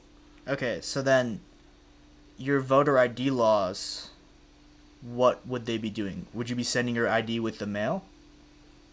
How exactly would the voter ID laws at all be, saving the fraudulent elections? I don't know. That's why I'm asking. Oh, okay. So like, I'm not sure. I'm just posing the question. I think that I would be less cynical if they were for mail-in ballots, but they're not. They're pretty. I mean, even in the states that mail-in ballots have become the norm, a lot of Republicans are against it, mainly because a lot of the times the mail-in ballots, they seem to be more blue, which hurts them because now they're not in power. So a lot of the times Republicans are against mail-in ballots, including Trump. Trump was against mail-in ballots, even though he tweeted for the use of mail-in ballots. Right? I think he was just trying to win an election. Yeah, I don't think he really cared on any of the policy. In the end, everyone's just trying to win an election, but a lot of the times the mail-in ballots aren't going to win the Republicans' elections. And that's basically their platform, right? Like, I don't think I've met a Republican, like, policymaker. Of course, I've probably met plenty of Republicans that are for mail-in ballots, but I have yet to find a vocal enough policymaker that was for mail-in ballots that was also a staunch Republican. I don't think those overlap that often, and if they do, they're not vocal about it enough to the extent that I've heard about it. Right? Obviously, there's high chances that that's happened. There's high chances that there are Republican policymakers that have said, hey, I'm for mail-in ballots, right? But I haven't seen it personally, and I think that in the states that matter the most, these potentially swing states like Florida and Texas, that's not happening. And the reverse is actually happening, where they are trying to say that mail-in ballots, if not restricting it governmentally, are saying that they're more likely for fraud. They're saying that they're untrustworthy. And that's kind of why Trump was like, had to flip back on it. He initially said mail-in ballots are fraudulent. Mail-in ballots are bad. Mail-in ballots will lead to a lost election. Do not use the mail-in ballots. And then he's like, oh shit, no one's mailing in their vote now. No, do use your mail-in ballots. I need to win this election. But like, the initial stance was there, that mail-in ballots cause election fraud, when in reality they just cause a blue election, which is the problem. And that may actually be his stance now again, from my understanding, that he now no longer supports them, because he's still actively saying the election was fraudulent. That was kind of the core. In fact, it was the core behind the press release of his, I believe it's called Truther, his social media platform he created. That was the core. So he's still believing that it was fraudulent. Yeah. And so I'm going to guess he's flipped back on that. I would imagine so as well, yeah. But voter ID laws, mail-in ballots, or the lack of voter ID and the existence of mail-in ballots allow for these individuals that wouldn't normally have the ability to vote. Because voter ID laws, they restrict groups, and mail-in ballots increase the amount of groups. Because if I can just mail in my ballot, I don't have to stand in line anymore. Well, that's great for me because I have to work my job, right? I have to make money for my people. I can't stay in line for 3 hours to do it. And even for like people that are not poor, it's just more convenient. So I honestly actually don't even see the counter argument for mail-in ballots aside from the increased fraud, which in like from my understanding is not as big of a problem as they're retorting. It's minimal, right? So mail-in ballots in particular, I think you're right about that. They're going to be the future of elections. There is almost nothing that Republicans can do. So then it becomes like, why would they stop this inevitably futile fight? Well, it's the conservative way. They're trying to conserve what's the status quo, and the status quo has been stand in line for the ballot, right? And I think that mail-in ballots are sort of a fight against that, where there have been plenty of times where it's been proposed to make voting a national holiday, election day a national holiday, so that people don't have to worry about missing their job. They can just go out and vote, right? But this seems to be sort of a byproduct of COVID, because people didn't want to go out and vote because they were scared of potentially contracting COVID. We now do mail-in ballots, but upon using mail-in ballots, everyone was like, oh, this is quite convenient. This is quite nice. So this might even just like supersede that altogether. But the net goal here is just to increase accessibility to voting, which I think mail-in ballots do so well, incredibly well. Because not only does it capture all these groups that didn't have time or money to do it, but now it also captures groups that were just too lazy to do it. So it's just nice in that sense, because for people, say young people in particular, that were most likely too lazy to cast their vote, this really changes things up. Because it's like it's not quite just voting your online, just like typing in your answers, but it's as close as I think we're going to get to that. When I think of voting, admittedly, election fraud is at the bottom of my list of worries. Yeah. Insofar as what in the world of politics is going to ruin our democracy. You could probably guess at the top of that list would be something like a failure of conversation, which is why I'm doing this podcast. Yeah. But next in line, most likely, I would argue is one policy voting. There's a strange phenomenon where, admittedly, these, at this point, two groups, although ironically the largest populace of voters is actually independent. Democrats and Republicans are something like 25% each. So, but that statistic aside, the perception is it's two votes, two groups rather, and it's. I mean, try this with anyone you know. You can learn one thing about them. Say they are, I don't know, Christian. I go back home, I see someone who's Christian. The odds are I could guess almost every other facet of their voting. I could guess that they are, well, most obviously, anti-abortion. They're probably pro-gun. Yep. They're probably low tax. Like, it's all in one. You guess one piece of policy, and you know the whole platform. Yep. Do you share my opinion? I mean, I don't know a word stronger than opinion other than fact, but my very strong opinion that this is extremely damaging to the future of democracy? Yeah, I would say so. I think one-issue voting has been one of my big issues as well. I think that if you're voting based solely on one thing that you find important, you're completely undervaluing everything else that would potentially be important when you vote. Like, a lot of people say they're like, oh, I want higher wages. Oh, I want better infrastructure, but guns. I got to vote for the guns. And then they end up voting for guns. It seems like an uneducated vote to me. It seems like a very poorly used vote in the sense that it won't benefit you as much. And that's kind of the big thing with one issue voting for me is that, in my opinion, a lot of the times voting really should just be in your own self-interest, because hopefully as a collective that would reflect American society the best. Like, if everyone voted for their self-interest to benefit the most, a lot of the times I think, maybe not completely, but there would be a higher likelihood that it would benefit American society. The problem is it doesn't. Yeah. In an educated electorate, in theory it would, and that's where it sounds like you and I agree education's at the core. But the data is there, however sparse it is, that shows in a two-party system like we have, in our two-party system, an uneducated voter is more likely to vote for something that is net good for them simply by picking this one piece of policy and running with the party all the way down the voting ticket. It's not a optimal solution. I would argue it's extremely suboptimal. But for an uneducated voter, it actually is more optimal than political apathy, for example. I don't know how to wrap my mind around that, because if you're doing something that's actually better for you, well, okay, I support that. But on the other hand, if we had people who were educated, you would realize this is a stupid decision.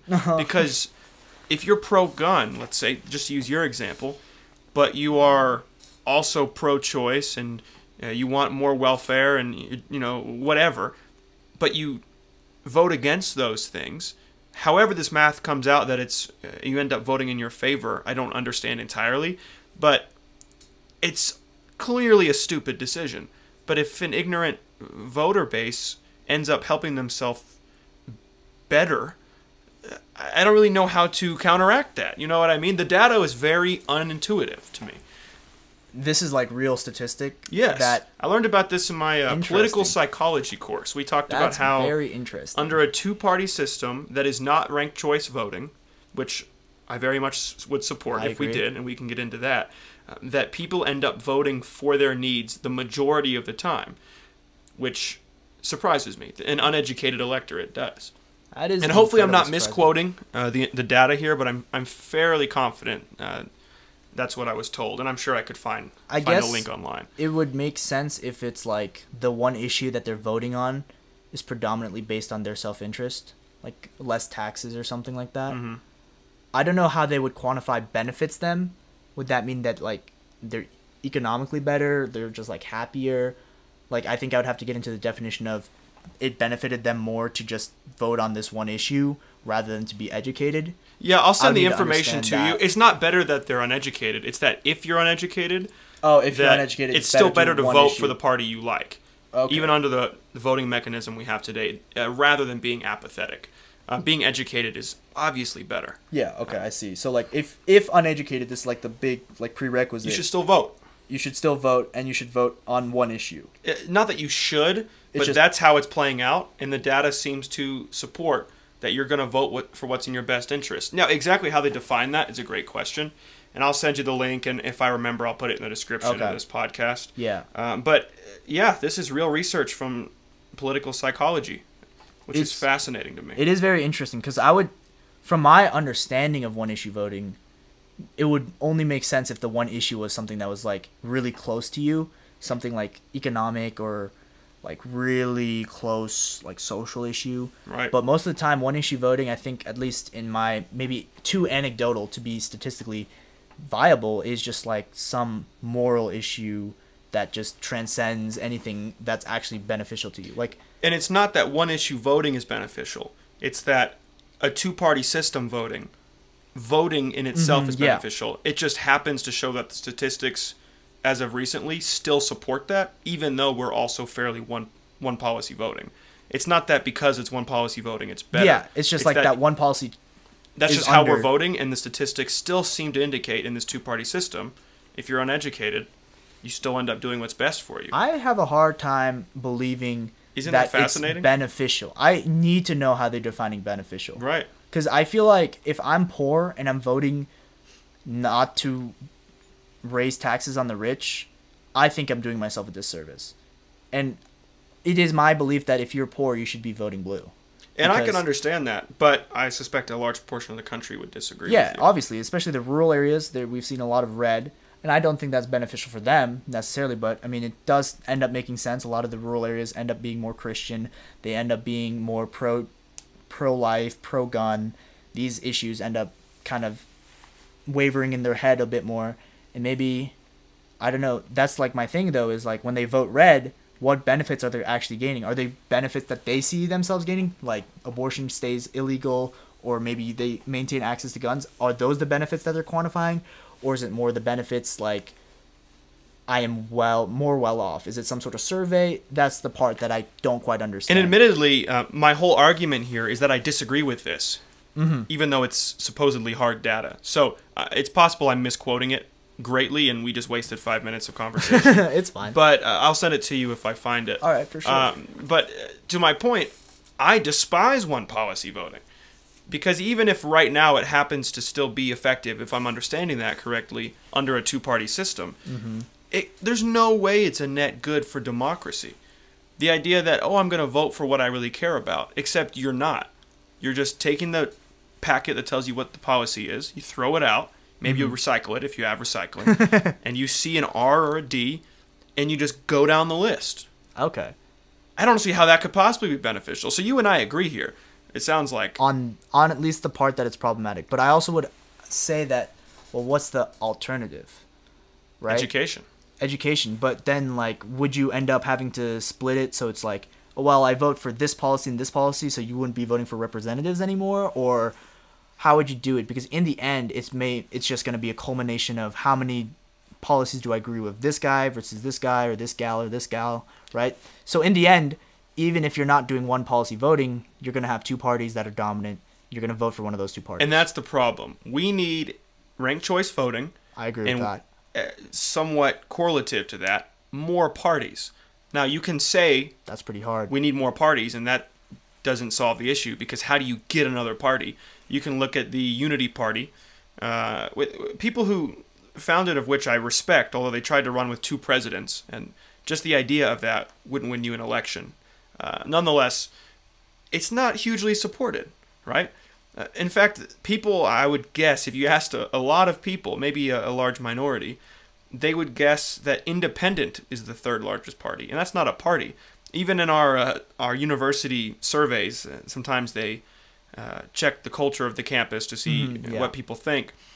It was the option of, are you a Republican, are you a Democrat, are you an independent, or are you not affiliated? Independent's not a party. Yeah. It means the same thing as unaffiliated. Exactly. So even the perception is that we have a third party we don't have. So no one really has a way to compete. The Green Party, Libertarian Party, they're not in competition here.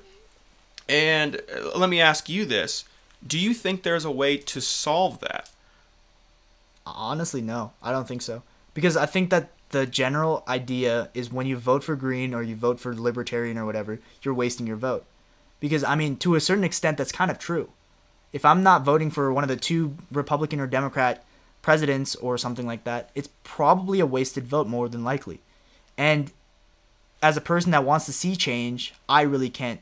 I mean, I guess it's kind of unfair for me because I am going to vote blue because I agree with most of their policy stances anyway. But, like, as someone who might be more on the fence, moderate, it's hard to just say, I want to vote Green here. Because it almost feels like because there's only two parties, that vote is casted into the void. Because my vote is not going to mean anything because the person in power is not going to be Green. It's going to be blue or red. So it's like, I might as well just vote for the blue or red that's going to be more beneficial to me. Right? Very much so. There's a reason I voted for Joe Biden. Exactly. And I don't like Joe Biden, and I don't like a lot of the Democratic platform, but I like it a little bit more than the Republican platform, and I didn't want to see Trump as president. So I did exactly what you're describing. Mm-hmm. And I wonder if getting lots of money out of politics would do anything for that. If overturning Citizens United would do anything for that. I mean, a lot of the money in politics is for policymakers to do certain things. So if you get money out of politics, maybe you see less like staunch platforms in Republicans or Democrats. Like Republicans, for example, get a lot of money from the NRA, get a lot of money from oil, and these two stances are kind of reflected amongst pretty much all Republicans, where it's like we're anti-gun control and we're also anti like investment in renewable, right? That's pretty common amongst Republicans, as well as I would say, I don't know if this is true, but I would say that they also have just more money getting flowed to them just from other companies in general to reduce regulation. Yeah, I'm not sure about that. That might be true. I don't know. I don't know at all, but it seems like it because it doesn't seem like it's beneficial to the American populace to have less regulations, in my opinion. I think what's probably true is that in your view, there's more money being spent on things that you think are harmful to the American public, but that would be somewhat obvious given if you disagree with the platform anyways. For sure. So I'm going to guess... It's definitely like some bias for sure. I'm going to guess it's mostly that. I just don't know how much money is being spent on the Democratic Party. I don't know. I'm sure a lot. I would imagine a lot, but I don't know from what groups, you know? Right. Because I know that pharma is predominantly Republican, at least when it comes to their spending. Same with oil and NRNA, and those are the big three that I can think of. I think tech might be somewhat liberal.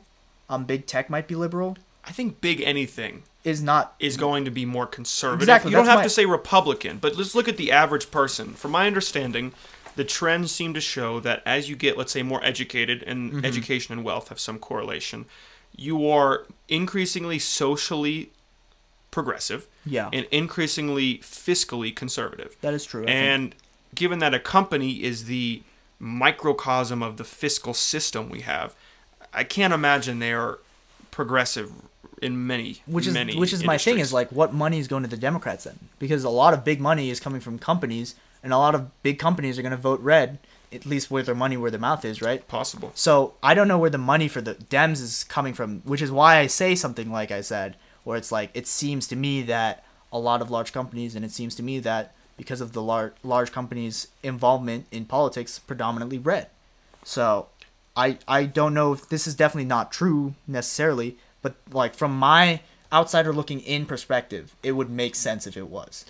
Which then is like, if you remove the money, would that make it a more than two-party system? I don't know. Maybe if let me just go with stuff that I do know. If, say, the oil and gas industry stopped paying Republicans to say that stuff, maybe you'd lose some, like, middle Republicans where they're like, yeah, climate change is an issue, but I'm getting my pockets filled, so maybe I don't worry about that as much. Maybe those people start flipping over to some other side, but who knows, right? I don't think it's like... I think that, honestly, it's more so that the companies end up having the ability to choose people that already agree with them to a certain extent, rather than like the companies paying them to agree with them, if that makes sense. And money can influence actual policy, and this is the most important part. So I wonder, in a similar vein, what do you view as the most important policy changes today? What do we really need to focus on? Is it global warming? Is it wealth inequality? Is it institutionalized racism? From your view, what is one thing that needs to be addressed first and foremost? I think wealth inequality, and then I would rank racial injustices kind of like as a subset of wealth inequality, but also as a separate thing that you can adjust separately, and then global warming, which is a weird stance for a progressive to have, maybe, because I think that a lot of people view global warming as the end of the world, which it is. I wholeheartedly agree with that. If like we continue to let global warming do what it's doing, we're not going to have the same Earth that we had 10 years ago, and that's going to be problematic 10 years from now. You know, it's not going to be like, oh, this Earth is a paradise now. No, it's going to be desolate and hard. Well, I'm not sure it'll be desolate in 10 years. Not in 10 years, but like it's going to be more so than it is now, Sure. right? And there's going to be more problems because of that than there are now, which is problematic in my opinion. But I think that the biggest issue right now, at least in American politics, is predominantly wealth inequality. I think that addressing wealth inequality, I think, just addresses almost every other problem that we have, at least to a certain extent, if not fully.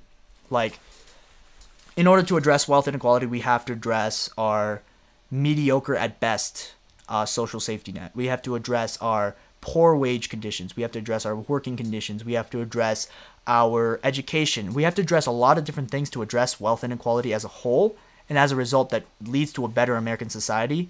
And then with that, because of some of those things, some of those solutions that we implemented, those solutions have additional benefits. For example, education. More people are able to problem solve.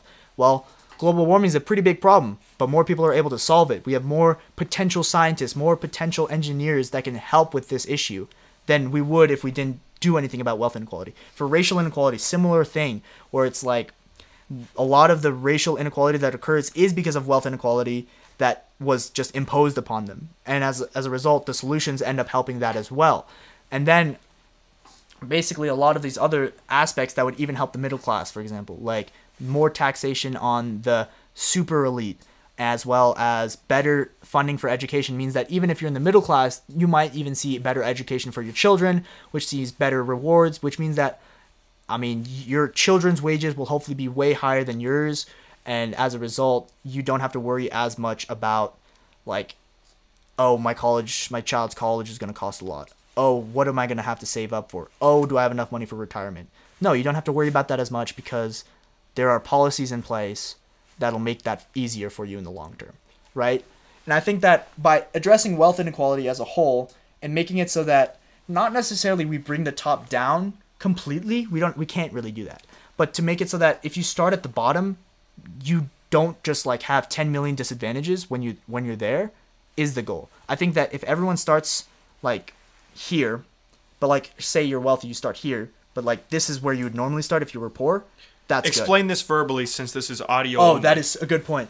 So there is like when you're born to a family that hopefully will help you, right? But depending on where you're like born on the social ladder, you're gonna end up either being born super poor and then have a really difficult time leaving, or you're gonna be born super rich or somewhere in between.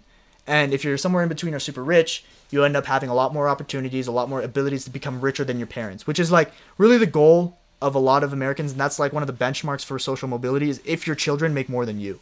But if you're in the like lower rungs of American society, American income, what you end up doing is you don't make that much more than your parents. Maybe you do make more, but maybe that's accounted for because of inflation or something like that. But what I want to do is not necessarily move the super wealthy all the way down to where like maybe the lower middle class or middle classes, but maybe move the super poor to upper middle class and move the middle class, lower middle class to upper middle class. Have a higher just benchmark for starting for everyone. And try to afford them the same opportunities as some of these wealthier individuals, while also not completely shattering this idea that you can, by doing more, you can achieve more. So in that world, how much wealth inequality do you find acceptable? I think that the amount of wealth inequality, it's hard to put a number on it, but it'd be less than what we have by a large margin, I would say. Like, if we have, like, let's say, like, 50% wealth inequality now, I know this is just a made-up statistic, but if we have 50%, I would say 15% would be acceptable in that world that I'm proposing. So let's try to quantify this. What about the proposition that everyone at the lowest rung of society is twice as wealthy, and instead of 100 billionaires, you have 10 billionaires? Mm-hmm. Is that what you're envisioning? I'm trying to quantify this, 15%, because it's hard to say exactly. Yeah. Can you have 100 billionaires? I don't... Should people live in poverty? Let's look at both extremes first. I feel like the bigger focus should be moving the bottom up. I don't think we necessarily have to... I mean, usually when you want to move the bottom up, you end up having to move the top down, and that's usually the implicit implications, but the goal should be to move as many people from the bottom up, and also to make it so that just because you start at the bottom doesn't mean you can get high up. Of course, there are like success stories, but these are few and far between. The vast majority of people that start at the bottom don't end up making it much higher. And if they do, it's because they did a lot of work, far more than that should be necessary to get out of the place. And that's really the goal, is to make it so that people can start at a point where it's predominantly based on their individualism, their ability to do things that are beneficial for society or for the company or whatever, basically determined based off of your own individual merit rather than being born into some position that you can't get out of despite having individual merit. And I think that's the goal. So to quantify that, it would be to move the bottom up.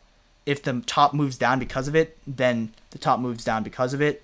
But to reduce poverty by a lot, I would say like 75% reduction in poverty would be nice. If feasible, I don't know if it is, probably not. But like a 75% reduction in poverty, maybe even an elimination of poverty, because poverty is really just like you're unable to receive resources altogether. So maybe completely eliminating that. But that's also like feasibility unknown type of thing. But in a perfect world, it would be like way less poverty. Maybe you have people on the top, but probably less because of what I said about implicating the money from the top to the bottom. So before we leave, I want to ask you, as someone who is an correct me if I'm wrong here, I hope I'm not misrepresenting you, but fairly outspoken, maybe opponent is too strong of a word, but outspoken against the Republican Party. Mm-hmm.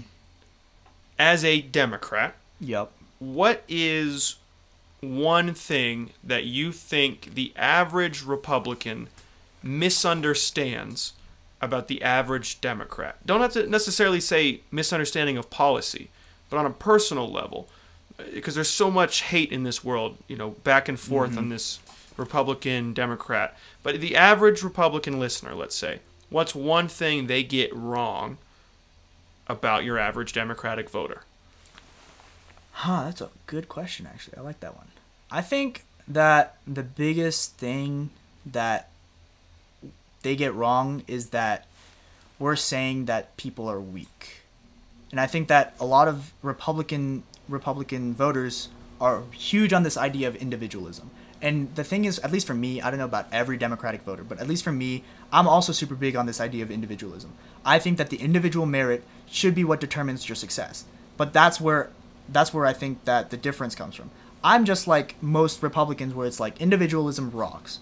But I think the problem in society right now is that we've created a system where even if you're gifted, almost, it feels like, there are chances that you just can't leave your situation because of things that were done systemically in the past and things that we can fix. But the thing is, like, that's where our differences begin, where they think that individual means small government. I think that individualism can be done with big government. And I think that's like the overarching thing here, is that the government, just because the government's big, doesn't mean it's going to encroach on everything, doesn't mean it's going to encroach on all your rights. I think that individualism can be done better with the large government in certain systems, in certain circumstances. Well, Summit, thank you for talking with me today. Hell yeah. I really appreciate it. And there's even more I know you and I talk about, and I suspect we'll talk about in the future. So don't be surprised if you come back on the podcast in some time. Right. But thank you for sitting down and Yeah, man. talking. Thanks for having me. It's really fun. It's always super fun to talk about things like this. Absolutely. This kind of conversation is invaluable, and we don't get enough of it in this world, and I hope that changes in the future. For sure.